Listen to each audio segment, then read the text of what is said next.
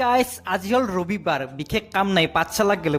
যাই থাকোঁতে ৰাস্তাতে দুটা ল'ৰা লগ পালোঁ আৰু তাক সুধিলোঁ ক'ত ঘৰ কি কথা কি বাত্ৰা সুধিলোঁ তাৰমানে গাড়ী ৰাখি আছে পাঠশালাক লগিন যাব মই বাইকত তুলিলোঁ এতিয়া পাঠশালাক লগিন যাই আছে এনেদৰে কিছু দূৰ গ'লোঁ গৈ সিহঁতৰ নাম সুধিলোঁ শংকৰ চৌধুৰী তোমাৰ নাম হেমেন চৌধুৰী কাম কৰাৰ পিছত সিহঁতক হোটেলক লগিন লৈলোঁ কাৰণ তাহোন দিনটো একো খানাই বোলে ভাত তাত এখন অভিলাষ হোটেল আমাৰ অংকুৰদাৰ হোটেল আহি মুগাত ধুবা দিলোঁ তাক মুগাত ধুই উঠি তাক 2 থাল ভাত দিবা ক'লোঁ হোটেলৰ দাদাজনক 2 থাল ভাত দিবা ক'লোঁ দাদাজন 2 থাল ভাত দিলাক আৰু মই অলপ চলপ ভিডিঅ' কৰিছোঁ গাইছ বেয়া নাপাওঁ কাৰণ যিহেতুকে মই মাজে সময় ভিডিঅ' কৰোঁ সেইকাৰণে অলপ চলপ ভিডিঅ' কৰিছোঁ আৰু তেনেদৰে ভাত খাই আছে সুন্দৰকৈ তৃপ্তিৰে আনন্দমনে তাহোন ভাত খাই আছে আৰু তাৰ সুন্দৰকৈ ভাত তাত খোৱা হ'ল ভাত তাৰ খৰচ অংকুৰদা আহিলাক অংকুৰদা এটা কথা বতৰা সুধিলাক তাহোন ক'লাক কোন ক্লাছত পঢ়ি আছে সকলো ক'লা আৰু তাহোন ৰবিবাৰে সাহায্য খোজ পায় বাকীবাৰত নাহে তেতিয়া ভাত তাত তাক বাই দিলোঁ এইটোৱে মিনি ব্লগ চৰবে ধন্যবাদ।